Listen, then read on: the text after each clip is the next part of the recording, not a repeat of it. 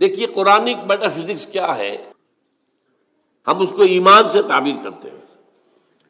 میں نے یہ چند آیات آپ کو سنائی۔ ایمانیات کیا کیا ہیں؟ اللہ پر ایمان، آخرت پر ایمان، یوم آخر پر ایمان، وحی پر ایمان، فرشتوں پر ایمان، کتابوں پر ایمان، رسولوں پر ایمان، حضور کی ختم نبوت و رسالت پر ایمان، قرآن کے آخری اللہ کا کلام ہونے اور اس کے محفوظ ہونے پر ایمان، بعث بعد الموت پر، جنت اور دوزخ پر، حساب کتاب پر، وزن اعمال پر ایمان۔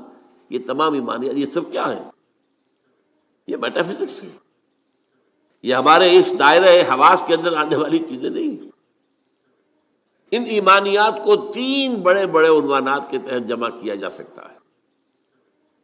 نمبر ایک، ایمان باللہ یا توحید۔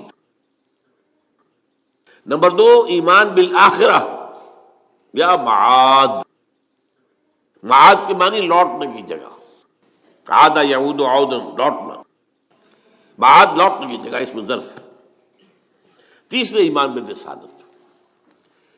اب جب یہ ایمان باللہ کیا ہے، چند چیزیں میں گنواؤں گا۔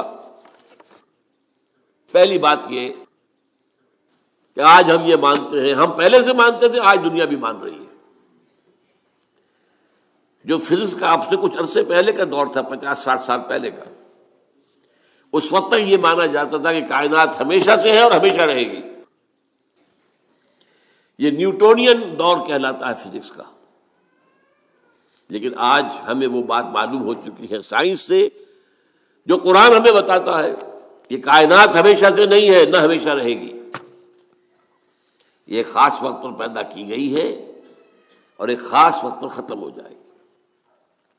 آج سائنس نے اس کے لیے نقطہ آغاز اس کو کہا ہے بگ بینگ، ایک بہت بڑا دھماکہ ہوا تھا، اس سے کائنات شروع ہو گئی۔ پھر یہ تصور بھی ہے کہ کائنات ابھی پھیل رہی ہے، پھول جھڑی کی طرح۔ پھول جھڑی آپ کو معلوم ہے ایسے چکر لگاتے ہوئے پھیلتی ہے، اسی طرح یہ کائنات ابھی پھیل رہی ہے، مزید گیلیکسیز وجود میں آ رہی ہے۔ آپ اکثر و بیشتر اخبارات میں پڑھتے رہتے ہیں کہ آج ایک اور نئی گیلیکسی دریافت ہو گئی ہے، اتنے millions and millions and trillions and trillions years, light years دور ہے ہم سے۔ وہ تو حساب کتاب میں آنے والی باتیں نہیں، لیکن یہ کہ اللہ تعالیٰ نے بھی فرمایا تھا یزید اللہ فی الخلق ما یشاء، اللہ اپنی تخلیق میں اضافہ کرتا رہتا ہے جو چاہتا ہے، یا کرتا رہے گا، دونوں معنی اس کے ہو سکتے ہیں۔ فعل مضارع میں فعل حال بھی ہے اور فعل مستقبل بھی ہے۔ اور اسی کو اقبال نے کہا، یہ کائنات ابھی ناتمام ہے شاید، کہ آ رہی ہے دمادم صدائے کن فیکون، کن فیکون، کن فیکون۔ ابھی تو نئی نئی چیزیں وجود میں آ رہی ہیں، لیکن ایک وقت آئے گا، جیسے وہ فنر ہوتا ہے، فنر، وہ فنر جو ہے لپٹا ہوا ہے، اس کو آپ کھینچتے ہیں، لیکن اگر چھوڑ دیں گے اس طرح کو، یہ پھر وہیں آ جائے گا واپس۔ اسی طرح ایک وقت آئے گا کہ یہ کائنات جو ابھی تو پھیل رہی ہے، جا رہی ہے، ایک وقت میں اس کی ریورسل ہو جائے گی، اور یہ جو اب سمٹنی شروع ہوگی، پھر ایک نقطے پر جا کر ختم ہو جائے گی۔ قرآن میں نقشہ کھینچا گیا، یوم نطوی السماء کطی السجل للکتب، ہم یہ فضاؤں کو اور خلاؤں کو لپیٹ دیں گے، لپیٹ دیں گے۔ دیکھیے آج کا کانسیپٹ اور قرآن کے الفاظ، جیسے پچھلے زمانے میں کتابیں ہوتی تھیں، جلد بندی کا تو معاملہ نہیں تھا، ایک کاغذ پر لکھ کیا پورا ہو گیا، اس کے ساتھ نیا کاغذ چسپاں کر دیا اور اس کو رول کر دیا۔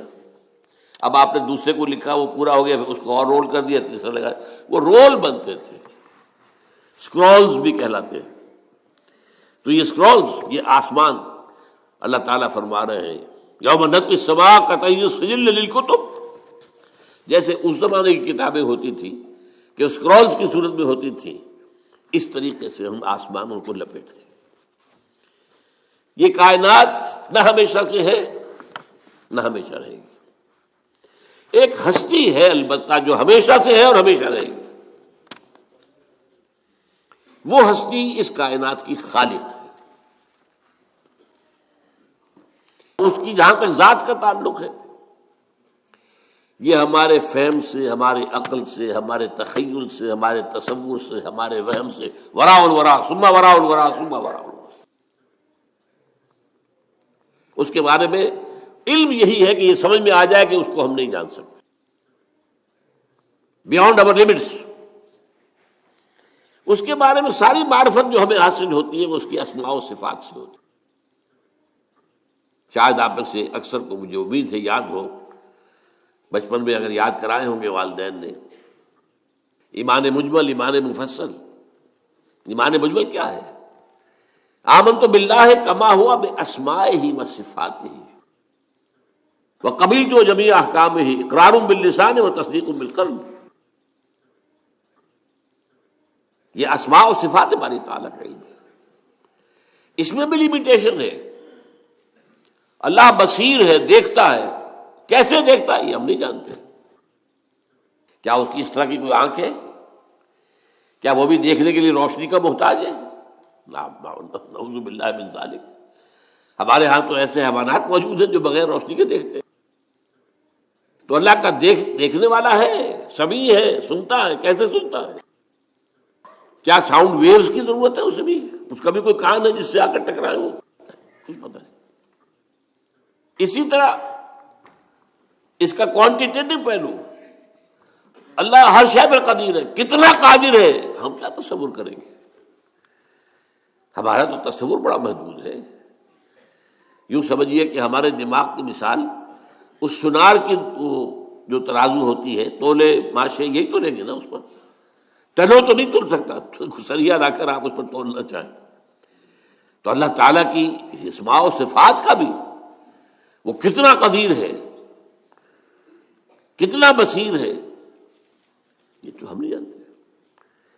لہذا معلوم ہوا کہ اللہ تعالیٰ کی بات کے بارے میں ہماری معلومات بہت محدود ہے۔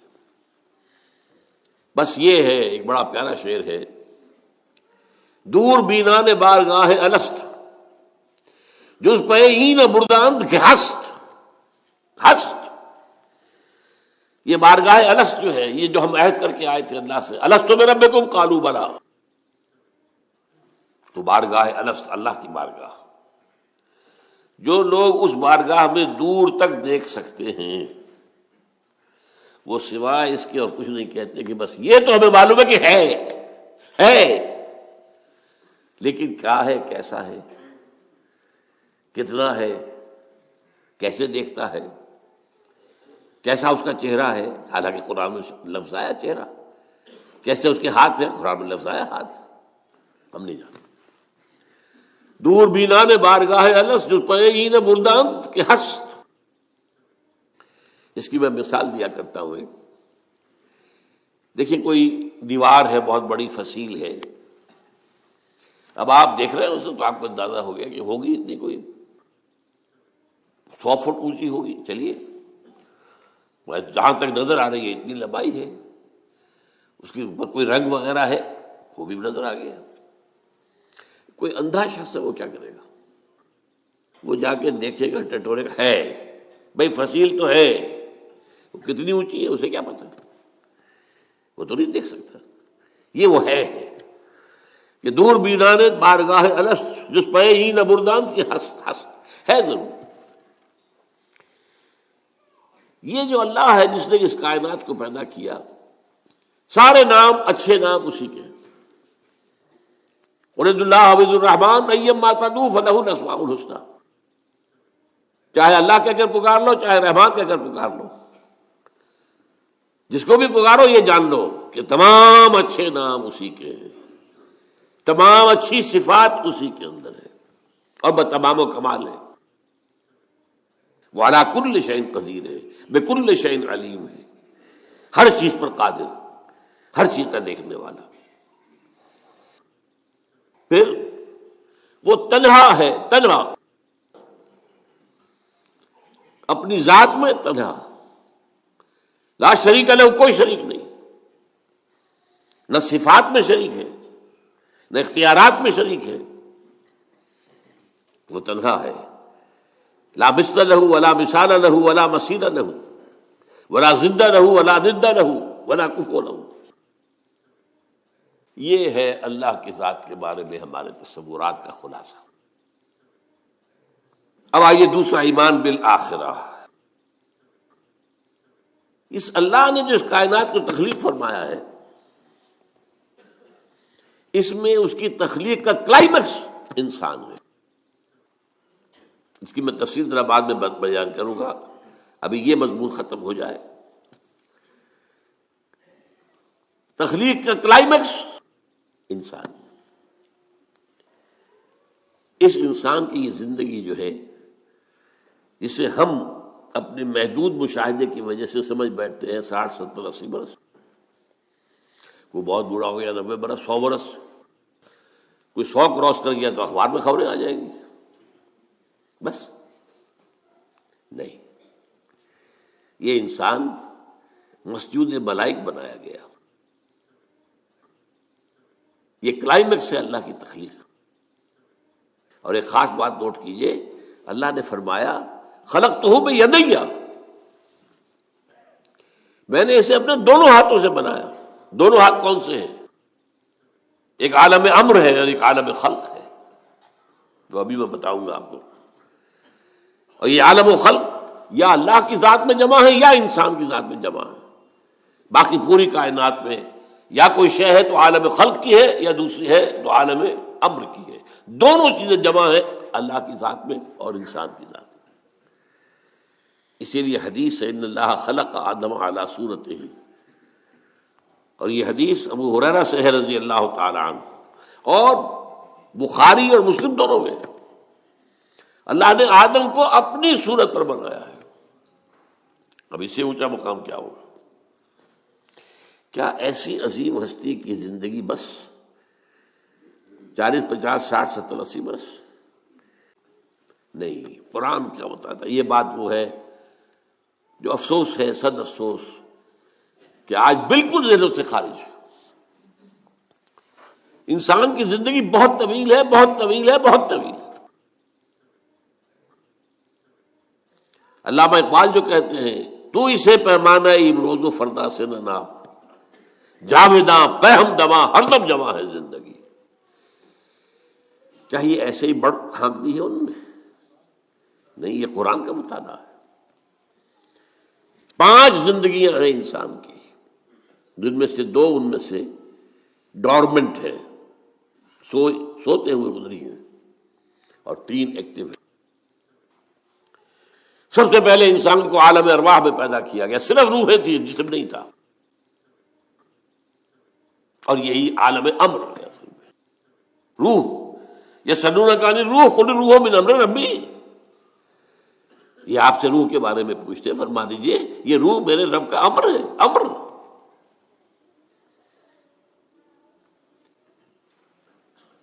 اس کے بعد اسی امر کے دوران، اسی روحانی زندگی کے دوران عہد لیا گیا، الست بربکم قالوا بلی۔ ساری ارواح، آدم سے لے کر آخری انسان جو دنیا میں آئے گا، سب کی ارواح موجود تھی، میری، میرے والد کی، میرے دادا کی، پردادا کی، سگڑ دادا کی، آدم تک، اور میرے بیٹے کی اور پوتے کی اور پڑ پوتے کی، اور آخری انسان جو آئے گا دنیا میں اس تک، تمام انسانوں کی ارواح۔ الارواح جنود مجندہ، حدیث میں الفاظ ہے، لشکروں کے لشکر، تمام ارواح انسانیہ پیدا کر دی، لیکن جسم کسی کا نہیں تھا۔ ان سے عہد لیا گیا، الست بربکم قالوا بلی، کیا میں نہیں ہوں تمہارا رب، مالک، آقا، حاکم، پروردگار؟ سب یقیناً ہے اللہ، تو ہی ہمارا حاکم ہے، پروردگار ہے، عالم۔ پہلی زندگی یہ ہے۔ اس کے بعد سلا دیا گیا۔ نیند اور موت میں زیادہ فرق نہ سمجھیے، موت جو ہے وہ بھی ایک طرح کی نیند ہے، اور نیند بھی ایک طرح کی موت ہے۔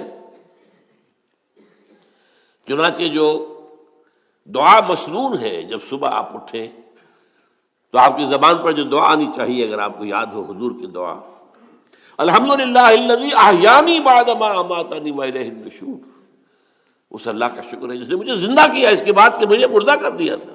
نہیں، مردہ ہوتا ہے انسان جب اس کا شعور ہی نہیں۔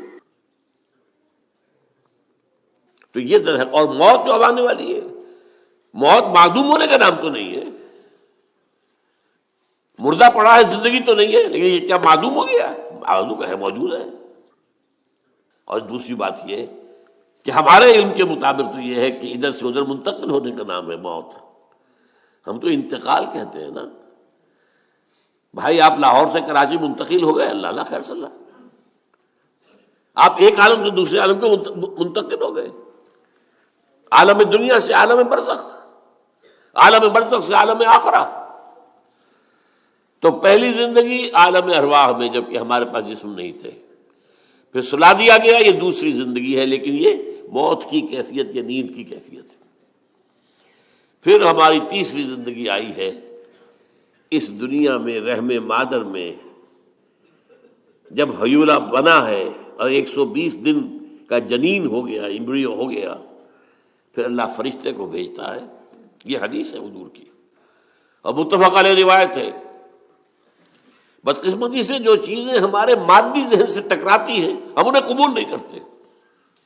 مادیت کا اتنا غلبہ ہے کہ جو چیز بظاہر اس مادی کیفیات اور مادی قوانین اور ضوابط کے تحت نہیں آتی ہم ان کو ریجیکٹ کر دیتے ہیں، حالانکہ وہ عالم ہی اور ہے، یہ عالم اور ہے، روح اس مادی عالم کی شے نہیں ہے۔ حدیث میں آتا ہے، حضرت عبداللہ ابن مسعود رضی اللہ تعالیٰ عنہ کی روایت ہے کہ رحم مادر میں 40 دن وہ جو ایمبریو ہوتا ہے وہ نطفے کی شکل میں ہوتا ہے، پھر 40 دن علقہ، پھر 40 دن مضغہ، ثم یرسل الملک فینفخ فیہ الروح، پھر فرشتے کو بھیجا جاتا ہے اور وہ فرشتہ اس میں روح پھونکتا ہے۔ یہ اس کی تیسری زندگی شروع ہو گئی ہے۔ یہ جس کی زندگی ہے روح جمع جسم، یہ ہماری حیات دنیاوی ہے، روح جمع جسم۔ اور زندگی کون سی ہو گئی ہے؟ تیسری، عالم ارواح کی۔